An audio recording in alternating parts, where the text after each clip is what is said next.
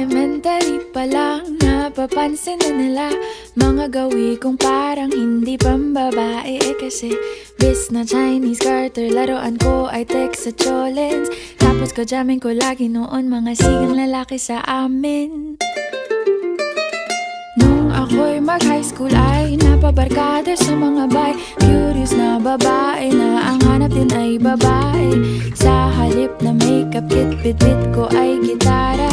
Tapos pormahan ko lagi ay long sleeves na t-shirt at faded na lonta.